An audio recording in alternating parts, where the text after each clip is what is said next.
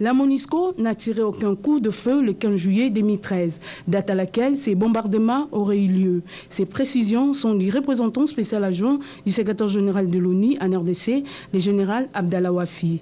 Toutefois, a-t-il ajouté, la MONUSCO reste en état d'alerte maximale à la suite des combats intenses déclenchés par des attaques du M23 contre les positions de FARDC. La MONUSCO, la mission, a lancé un appel à toutes les parties impliquées pour éviter une escalade militaire et pour privilégier l'alternative, l'option politique pour aboutir à une solution pacifique. De son côté, Sylvestre Tomba Mudingai de Ocha a fait l'état de la préoccupation de la communauté humanitaire telle qu'exprimée son coordonnateur en RDC, M. Moustapha Soumaré, sur le dernier développement sécuritaire au Nord Kivu. Par ailleurs, le chargé de l'information publique de l'UNESCO, Joseph Potopoto, a planché sur la célébration de la journée internationale Nelson Mandela qui aura lieu ce jeudi 18 juillet 2013. À cet effet, il a rapporté les propos de sa directrice générale Irina Bokova qui invite les hommes et les femmes du monde entier à rendre un hommage mérité à celui qui a changé les cours du XXe siècle.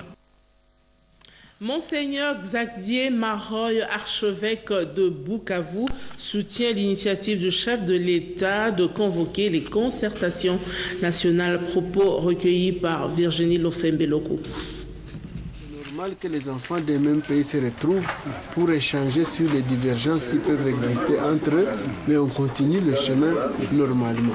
Nous n'avons pas dit que nous voulons qu'on fasse un Sun City, nous n'avons pas voulu qu'on fasse Pretoria. Nous avons voulu qu'en famille congolaise, s'il y a des occasions où les gens peuvent se rencontrer et discuter sur des points à régler ensemble, qu'on le fasse. Parce que ce soit l'opposition, que ce soit le gouvernement, que ce soit les neutres, qui qu'ils soient, nous avons besoin que les enfants des mêmes familles se mettent d'accord sur la gestion de la chose commune. Et donc sur ce point-là, l'Église catholique ne s'est pas opposée aux concertations qui peuvent avoir lieu au sein du pays, mais pas à l'extérieur du pays. Que dites-vous à ceux qui pensent que c'est inopportun? Les avis, chacun peut émettre son avis, ça dépend de où il se situe. Inopportunité, ça signifie quoi? Ça signifie qu'il n'y a pas de matière à aborder, qu'il n'y a pas de point que les Congolais peuvent discuter entre eux pour pouvoir s'entendre et savoir comment ils vont évoluer. Je ne pense pas qu'on dise que c'est inopportun parce qu'il n'y a pas de matière. Mais celui qui croit qu'il n'a rien à dire, il se retire, il n'a rien à dire, il laisse les autres qui ont à dire. Il est porté à la connaissance de l'opinion publique qui sera procédé au baptême et au lancement de l'ouvrage « Droit constitutionnel du Congo » des professeurs Félix Vundwawe et Jean-Marie Boko-Djadima tout à l'heure à 11h30 dans la salle de spectacle du Palais du Peuple. Ils sont conviés les honorables députés nationaux et sénateurs, les membres du gouvernement et du cabinet du président de la République, la Cour suprême de justice, le parquet général de la République, les cours d'appel de la Gombe et de Matete, les parquets généraux près de la Cour d'appel de la Gombe et de Matete, les membres de la CENI et du CESAC, le membre du corps diplomatique, autorités civiles et militaires de la ville-province de Kinshasa, les confessions religieuses, les membres des corps académiques, les membres du barreau national, toute personne détentrice d'une invitation. Le programme de la dite cérémonie se présente comme suit: 10h, mise en place terminée, 11h, arrivée des invités, 11h30, début de la cérémonie, 13h30, fin de la cérémonie. Parlons finances à présent. 105 milliards de francs congolais viennent d'être mobilisés par les régies financières au cours de la première quinzaine de mois de juillet. Riki Nzuziloya Mayawel, Eric Joker, reportage. La 27e réunion des services mobilisateurs des recettes a vécu au ministère des Finances, sous la haute direction du vice-ministre des Finances, Roger Chulungu Runika. Les responsables des régies financières et Dépendants ont présenté le tableau des recettes mobilisées pour la première quinzaine du mois de juillet 2013 évalué à 105 milliards de francs congolais. Toutefois, les objectifs du gouvernement, c'est d'atteindre à l'échéance 330 milliards de francs congolais. Les recettes de la DGDA sont tributaires des volumes d'importation et des droits d'accise à l'intérieur.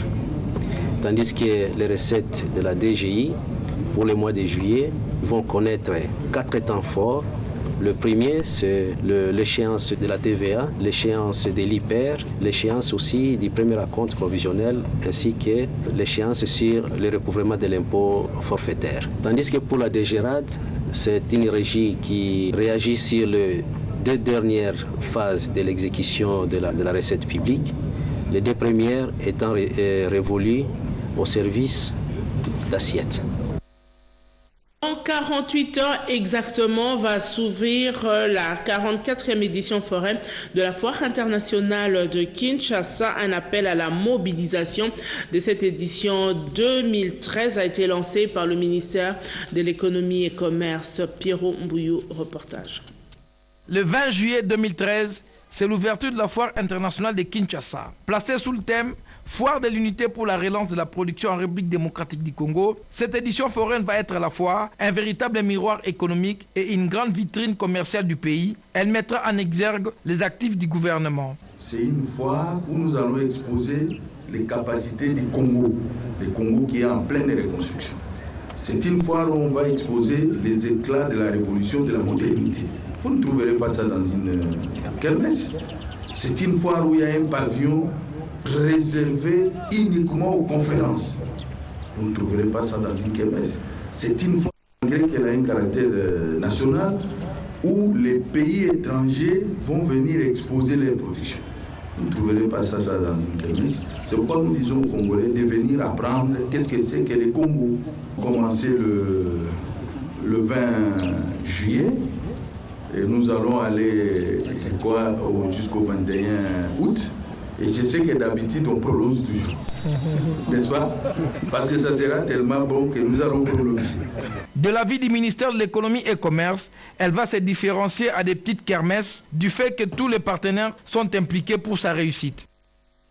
Ouverture à Kinshasa du premier forum de la société civile. Ce forum vise à mettre en place un cadre de concertation et de mécanisme d'un dialogue civil permanent qui va contribuer à la consolidation de la démocratie participative et de la paix durable. Sylvie Moembo nous en parle. En partenariat avec Crucian et l'Union européenne, l'ambassade de Belgique et de France, ce premier forum national de la société civile va permettre à l'ensemble des organisations de la société civile, tant locales que provinciales, de mettre en place un cadre de concertation et de dialogue pour les politiques publiques, a martelé le président du secrétariat technique national, Maître Mouila Kayembe. Il est grand temps que nous demandons que quand on va les concertations, que dans ces besoins comme agenda, il y aura plus des apports. Qu'est-ce que nous, les civils, nous apportons comme apport pour apporter la paix et la sécurité dans ce pays? Et puis, une fois que le président présenté, on va demander, poser aux autres, qu'est-ce qu'eux aussi apportent dans l'assiette. Devant les diplomates accrédités en République démocratique du Congo, le vice-ministre du Plan, Sadok Biganza, a rappelé la feuille de route de l'action du gouvernement qui était approuvée le président de la République en 2011 de la mise en place d'un cadre de concertation de la société civile à tous les niveaux. Ensuite, la mise en place d'un cadre de dialogue sur les politiques entre le gouvernement, le partenaire et la société civile. Tout en vous souhaitant de fructueux travaux, je déclare ouvert le premier forum national de la société civile et vous remercie pour votre aimable attention. Après la publication et l'évaluation des résultats de l'examen d'État édition 2012-2013 pour la ville-province de Kinshasa, des mesures d'encadrement sont prises par le ministère de l'EPSP pour ceux qui n'ont pas brillé. Le résultat non satisfaisant de l'examen d'État édition 2012-2013 à travers hôpital, où il n'y a eu que 52% de réussite, n'a réjoui nullement le gouvernement de la République à travers le ministère de l'EPSP qui vient de saisir la balle au bond pour reformater le secteur de l'enseignement primaire, secondaire et professionnel, le recadrer et lui donner l'orientation du gouvernement. Cela en vue de redorer les résultats de ce secteur combien important dans la formation des cadres de demain et de l'élite intellectuelle, socle du développement tant à Kinshasa qu'à l'intérieur du pays. Le ministre des tutelles, Maker Mwangufamba, vient de mettre en place des mesures d'accompagnement pour une formation continue des finalistes du cycle secondaire. Il s'agit de la création des centres de récupération à travers le pays pour permettre aux finalistes de bien maîtriser les matières mal comprises pendant les heures normales de cours. Le ministre de l'EPSP a également instruit aux chefs d'établissement de reprendre dans leurs écoles, sans condition, les finalistes qui ont échoué à l'examen d'État afin de leur donner une seconde chance. Outre ces mesures, Maker a décidé de révoquer, sinon de suspendre, tous les chefs d'établissement publics qui ont eu 0 réussite lors de la publication de l'édition 2012-2013, ce qui est une première. Une question cependant, quel sort réservé aux chefs d'établissements privés dont les écoles ont eu néant? Ces importantes décisions sont prises au regard de l'attitude des chefs d'établissements privés qui renvoient les élèves pour non-paiement de frais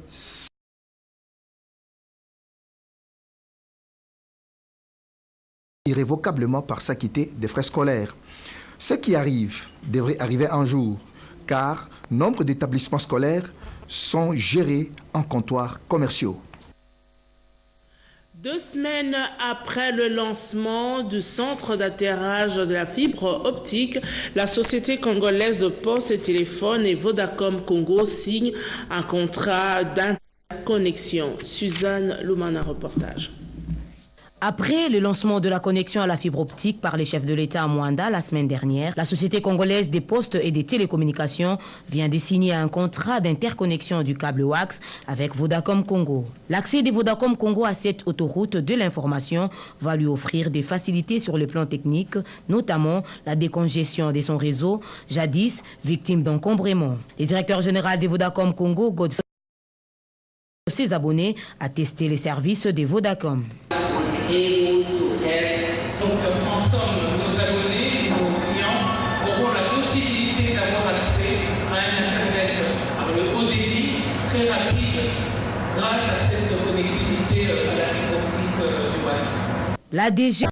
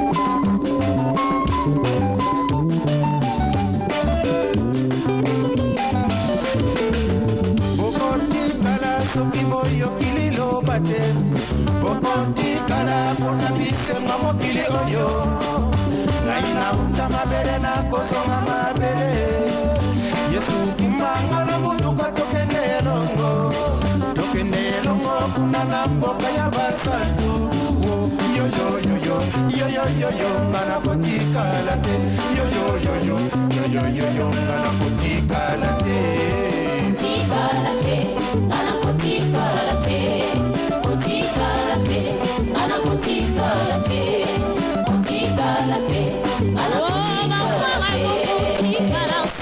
Yo kililo mate, kukuti kala suku yo kililo mate.